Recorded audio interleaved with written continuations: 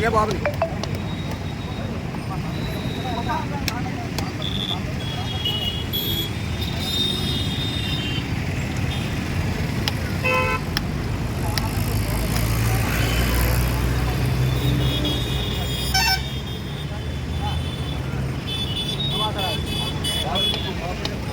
తీసినే బాబుని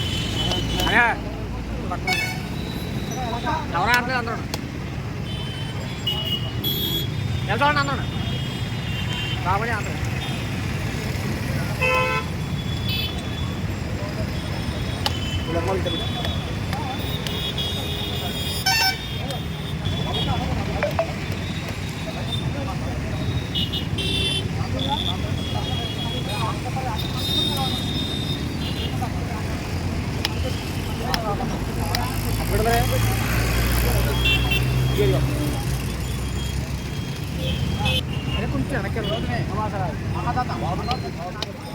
తీసినే బాబు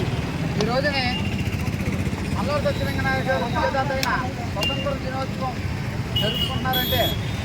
బ్రిటిష్ వారిని తరిమి కొట్టిన దాంట్లో అదేవిధంగా విద్యాదాతగా పరిమితం చేశారు. ఆ బ్రిటిష్ వారిని తరిమి కొట్టిన దాంట్లో మొట్టమొదట సింగిల్ హ్యాండ్గా పనిచేసిన వ్యక్తి మల్లారి సత్యనారాయణ నాయకులు గారు. కాకినాడ యావత వ్యవస్థ నుంచి కూడా ఈ రోజునే బీసీ ఎస్సీ ఎస్టీ మైనార్టీ అగ్రవర్ణ పేదలందరూ కూడా కుల మత భేదాలు చూడకుండా ప్రతి ఒక్కరు కూడా వర్ణాలన్నీ కూడా చూడకుండా ప్రతి ఒక్కరిని కూడా ఈ రోజుని విద్యాదాతగా అంకితం చేసిందే కాకుండా ఈ మల్లారి సత్యనారాయణ నాయకులు గారు సొమ్ములు తింటూ ఆయన ఆస్తులు ఆక్రమిస్తూ ఆయన ఆస్తులను నాశనం చేస్తూ కబ్జాలు చేస్తూ ఆయన ఆస్తుల్ని విచ్చలవిడిగా ట్రస్టుల ప్రకారంగా దెబ్బేసి అనేక ఇబ్బందులు చేశారు. ఆ మహానుభావుడు నిరుపేదలైన బీసీఎస్ఎస్ పేదలకే కాక అదేవిధంగా ఒక కులానికే కాక అన్ని కులాలకి అన్ని మతాలకి సన్నిహితంగా చేసిన వ్యక్తి ఏకైక వ్యక్తి ఆ మహానుభావుడు ఈ రోజునే జాతీయ పురస్కారం ప్రకారం ఈ స్వతంత్ర దినోత్సవం ప్రకారం ఆయన గుర్తించకపోవడం ఈ ఒక భారతదేశానికే కాదు ఆంధ్ర రాష్ట్రానికి కూడా సిగ్గు చేయడం కూడా తెలియజేస్తున్నాం. ఆ విజేత ఈయన ఈ రోజుని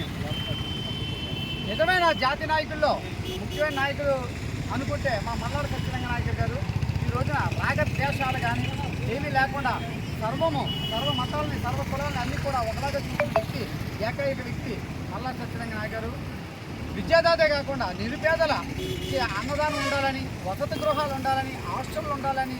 అనేక దేవాలయాలు ఉండాలని, రోడ్డు నిర్మాణాలు భవన నిర్మాణాలకు కూడా ఆయన చోటిచ్చిన ఉన్నాయి. అదేవిధంగా ఈ కాన్స్టిట్యున్సీలో ఆయన భూములు కూడా చాలామంది ఇల్లు స్థలాలు కట్టుకుని కాలనీలు ఉన్నాయంటే ఆ గవర్నమెంట్ ల్యాండ్లో కూడా ఒక మల్లారి సత్యనారాయణ నాయకులు గారు రికార్డ్ ప్రకారం ఆయన ఆస్తులు కూడా అతి తొందరలో బయటకు తీస్తామని, ఎవరైతే కబ్జా చేస్తారో ఆ కబ్జా చేసిన భూములపైకి వెళ్ళి వాళ్ళని కోర్టు న్యాయస్థానం ఎదుర్కొంటానే పెడతామని, న్యాయ వ్యవస్థని పాదాల ముందు పెట్టి ఆ మహానుభావుడు భూముల్ని ముందుకు తీసుకొస్తామని, చేసిన